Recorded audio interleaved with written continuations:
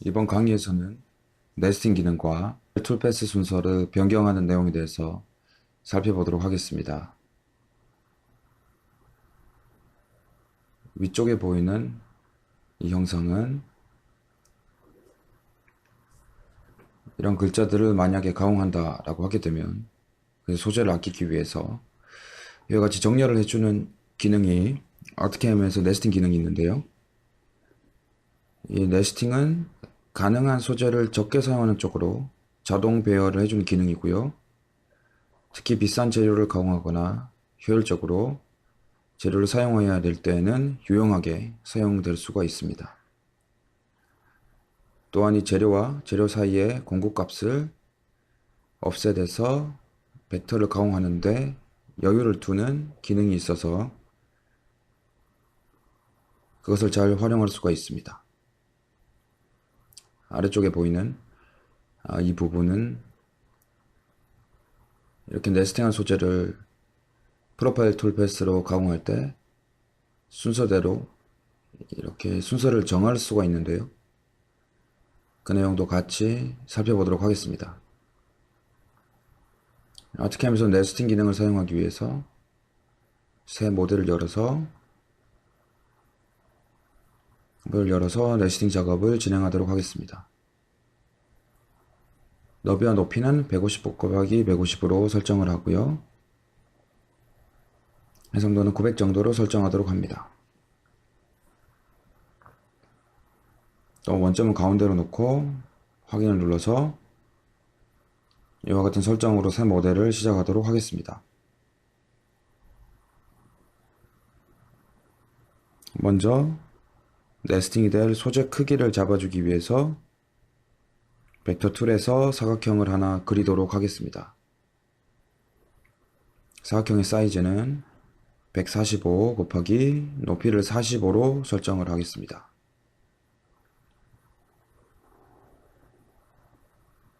중앙으로 하여서 사각형을 하나 생성하도록 하고요. 추스를 눌러서 사각형 생성 페이지를 나오도록 하겠습니다. 다음으로 이 안에 채워지게 될 글자들을 써보도록 하겠습니다. 벡터 툴의 텍스트 벡터 만들기 기능을 이용해서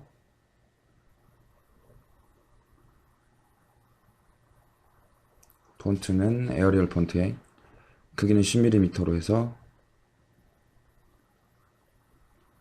취소를 누르고 커브가 지금 커브에 정렬되도록 있어가지고 여기에 취소 버튼을 눌러서 텍스트를 이제 써보도록 하겠습니다.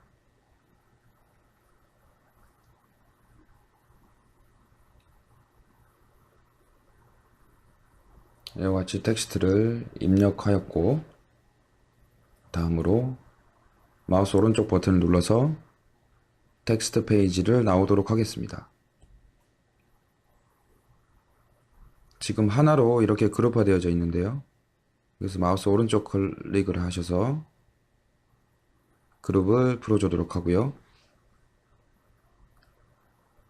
글자 하나하나만 그룹이 되어 있습니다. 이렇게 그룹을 푼 다음에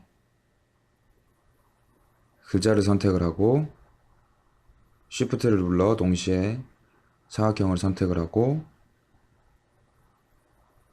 벡터 위치 조합 트림에 있는 네스팅 기능을 이용해서 선택한 사각형의 소재에 맞게 이것을 자동화로 배열하도록 하겠습니다. 네스팅 옵션을 살펴보게 되면 툴패스 다이멘션 영역에서 이것을 가공할 공구의 파일을 지정할 수가 있고 그 공구가 지나갈 때 여유값을 설정하여 안전하게 가공을 할 수가 있습니다. 엣지에서의 여유값도 따로 또 주실 수도 있습니다. 다음으로 설정 부분이 있는데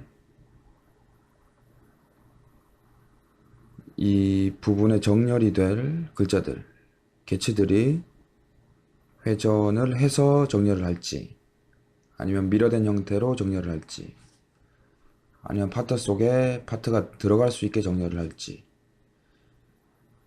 어떻게 정렬을 할 수 있을지 그 정도를 체크해 줄 수가 있게 되는데요. 제가 먼저 옵션을 다 끄고 네스트 기능을 한번 적용해 보도록 하겠습니다. 선택을 오른쪽에서 왼쪽으로 이렇게 다 같이 선택되도록 하고 네스트 기능을 선택을 하게 되면 지금 정렬져야 될 글자들이 각각의 위치에 offset 값을 가지고 아래쪽에 정렬된 것을 확인할 수가 있습니다. 이것은 네스트 기능을 사용할 때 왼쪽 하단에서부터 정렬되도록 하는 옵션이 적용이 되어서 이렇게 하단에 정렬이 된 것이고요. 이때 네스트 방향을 X축으로 해서 오른쪽으로 이렇게 X축으로 정렬이 되었습니다. 이때 커브 톨러런스는 0.01로 개선을 하였고요.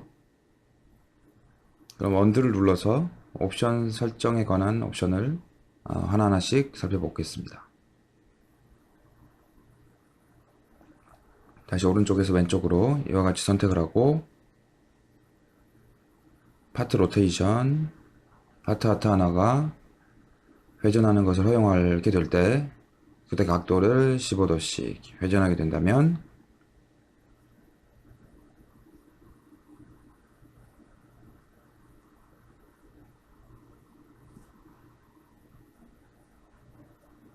지금 보시는 것처럼 조금 더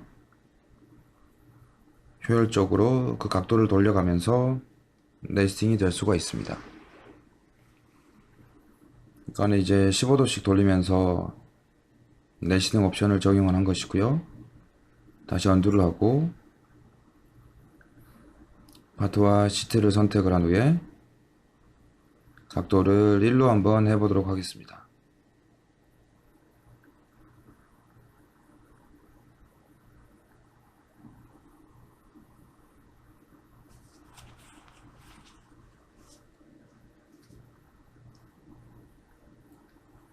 각도를 1도씩 돌리게 되면 조금 더 가장 적합하게 소재를 절약할 수 있게 정렬이 되지만 1도씩 돌리면서 개선을 하기 때문에 시간이 조금 걸릴 수는 있습니다. 각도는 15도로 다시 설정을 하도록 하고요. 지금 보시면 회전만 가능하게 정렬이 된 상태인데 이번에는 미로도 가능하게 해서 네스트 기능을 사용하도록 하겠습니다. 먼저 이 정렬되어 있는 이 부분을 원상복구 시켜서 언두를 눌러서 원상복구 시키고 다시 선택하고 네스트 기능을 적용해 보도록 하겠습니다.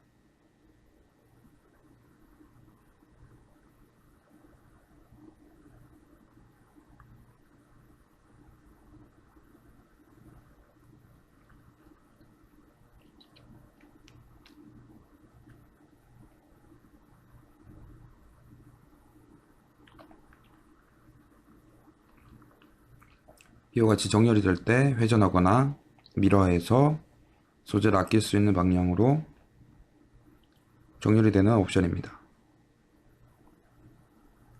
세 번째 옵션은 파트 안에 파트가 들어갈 수 있게 하는 건데요. 사실 여기서는 그만한 파트가 없기 때문에 아마 보여지지는 않을 것 같습니다. 그럼 네 번에 있는 길로틴 컷까지 선택하고 네스트 기능을 적용하도록 하겠습니다. 먼저 이전 상태로 되돌리기 위해 언두를 클릭하고 이렇게 선택을 다 한 다음에 네스트 기능을 이용해서 다시 한번 정렬하도록 하겠습니다.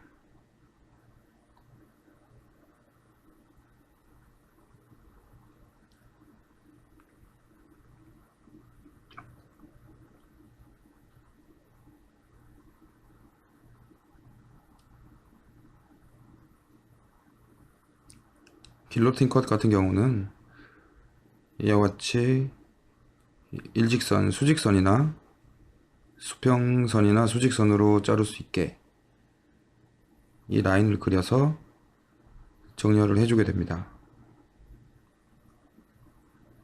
길로틴 컷은 체크를 풀도록 하고 다시 언두를 눌러서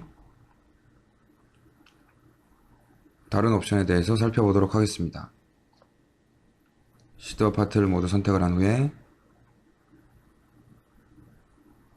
네스가 되는 정렬 기준을 지금과 같이 왼쪽 하단으로 했는데요. 오른쪽 하단으로 놓고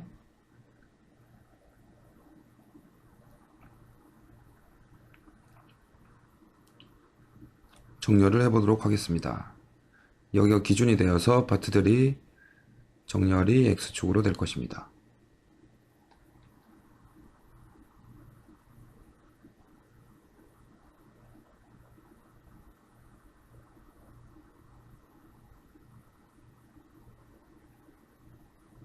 어차피 이쪽이나 이쪽이나 아무도 비슷하게 X축 방향이기 때문에 비슷하게 보이실 겁니다. 이번에는 왼쪽 위쪽으로 하고 방향은 X축으로 해서 다시 한번 원성복구 시킨 후에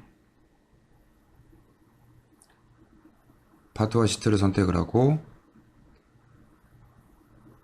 네스팅 기능을 적용해 보도록 하겠습니다.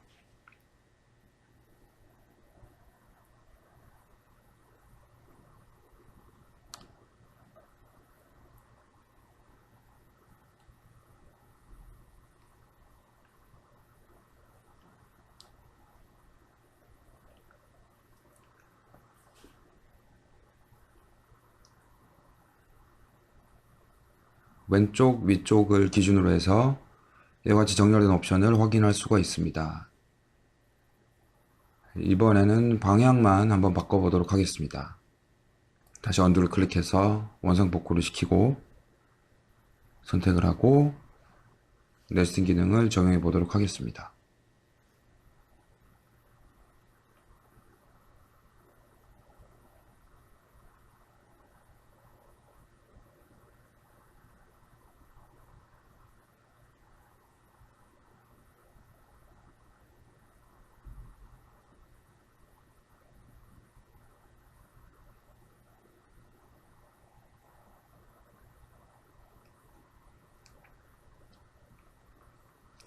상단 왼쪽에서 기준되어서 Y축으로 정렬이 되어서 네스팅이 정렬된 것을 확인할 수가 있습니다. 다음으로 원상 복구시킨 다음에 아래쪽에 있는 바운더리와 그룹에 대한 옵션을 살펴보도록 하겠습니다.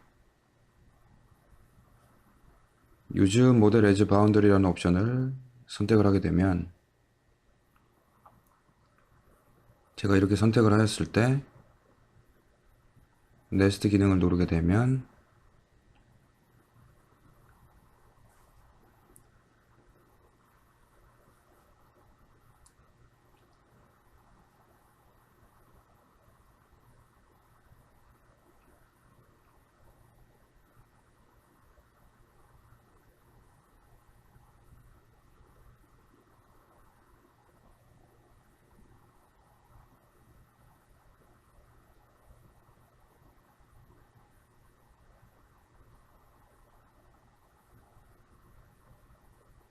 이 사각형의 소재가 아니라 이 사각형 소재로 인식하고 글자들이 정렬되는 것이 아니라 모델의 바운더리, 영역으로 생각을 하고 소재를 생각하고 이 사각형과 글자들이 정렬된 것을 확인할 수가 있습니다. 다시 언두를 눌러서 완성 복구를 시키고 이 옵션은 체크를 해제하고 다음 옵션에 대해서 살펴보도록 하겠습니다.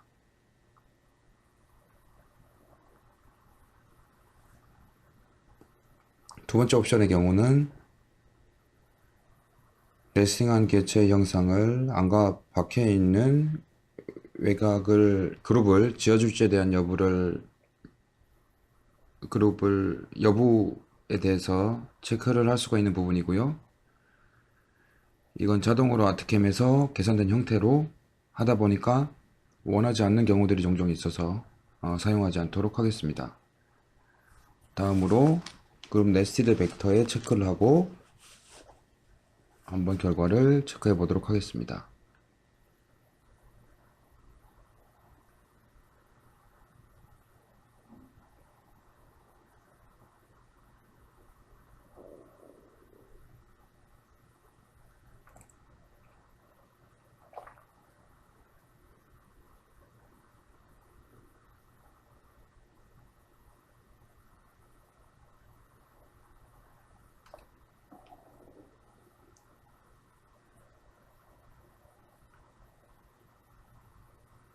지금 보시는 바와 같이 글자가 네스팅된 파트들이 모두 한꺼번에 그룹이 되어지는 옵션입니다. 체크를 풀고 언두를 해서 원상복구 시킨 다음에 마지막 옵션에 대해서 살펴보도록 하겠습니다.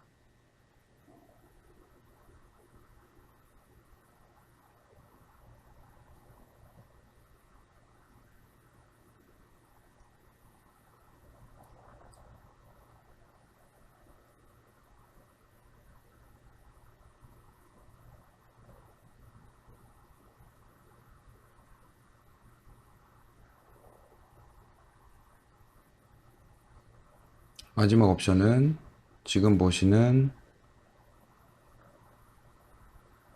이렇게 남는 영역에 대해서 벡터를 이용해서 그 영역을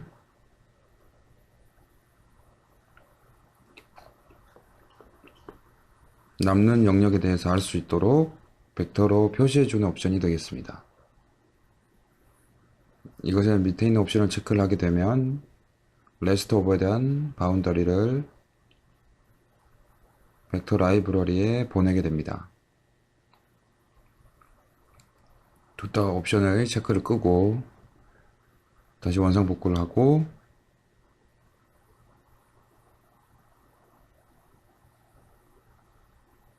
선택 후에 만약에 제가 X가 5개가 필요하다 그러면 5개 라고 입력을 하고 다시 선택을 하도록 하겠습니다. 보시면 X는 5개고 나머지는 하나씩 정렬이 되게 될 것입니다.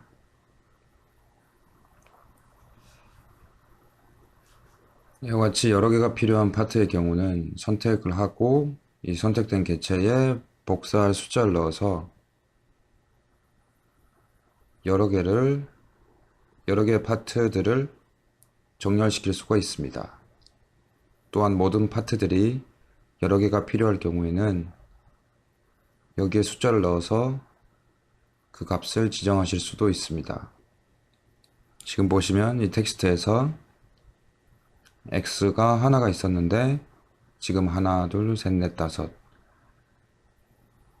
총 5개의 X차가 정렬된 것을 확인할 수가 있습니다. 이와 같이 네스트 기능을 이용해서 소재를 가능한 한 적게 사용하는 쪽으로 그 파트를 정렬할 때 아주 유용하게 사용되어질 수 있는 기능입니다. 그럼 이렇게 정렬된 파트들에 대해서 프로파일 가공 툴 패스를 생성해 보도록 하겠습니다. 네스팅 창을 닫도록 하고 프로파일 툴 패스를 생성하기 위해서 프로젝트에 툴 패스를 클릭하고 2D 툴 패스 영역에 있는 프로파일 툴 패스 생성 아이콘을 클릭합니다.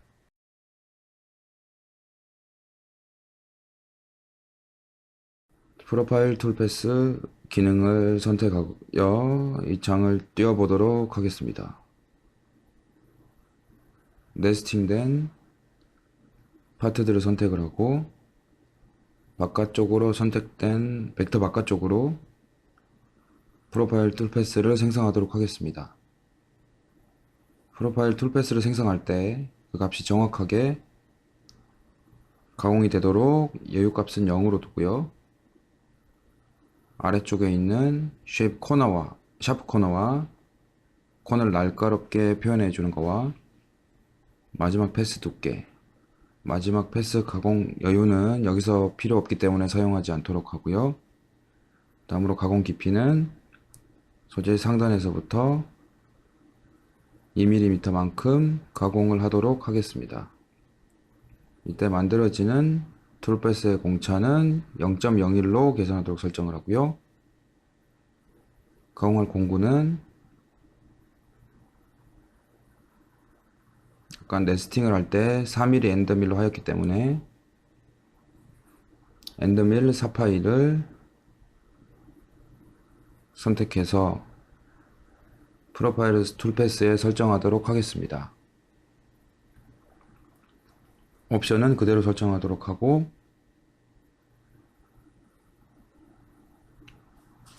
연속 가공 순서에 대해서 살펴보고자 하는데요. 이 옵션으로 해서 지금 계산을 눌러서 그 순서를 살펴보도록 하겠습니다. 그 순서가 최적화된 상태로 이와 같이 가공이 진행이 되게 됩니다. 지금 보시면 가장 짧게 이동하는 경로로 이렇게 움직이면서 시작점이 움직이면서 가공이 되는 것을 확인할 수가 있습니다. 다음으로 자동 옵션 중에 텍스트 순서를 이용해서 계산을 해보면 텍스트가 쓰여졌던 순서대로 아마 순서가 지정이 될 것입니다. 다음으로 왼쪽에서 오른쪽으로 가는 방향이고 오른쪽에서 왼쪽으로는 모양은 비슷하지만 오른쪽에서 왼쪽으로 가공을 하게 됩니다. 그 다음 아래에서 위로 하나씩 내려오면서 가공을 하게 되고 위에서 아래는 제가 거꾸로 설명했는데 아까 아래에서 위로 올라갔거나 지금은 위에서 아래로 방법으로 순서를 정해줄 수도 있고 나사선으로 안쪽에서 이렇게 돌면서 외곽으로 가공을 할 수도 있고 바깥쪽에서 돌면서 들어오는 순서를 지정할 수가 있습니다. 수동 같은 경우는 벡터를 선택을 해서 그 방향성을 제가 지정을 할 수가 있는데요. 벡터를 하나 폴리라인으로 만들어 보도록 하겠습니다.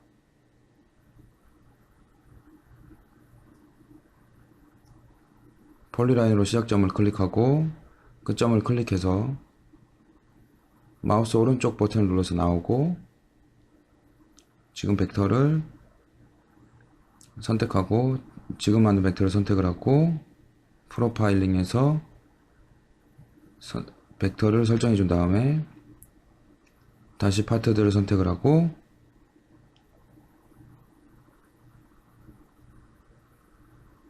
계산을 누르게 되면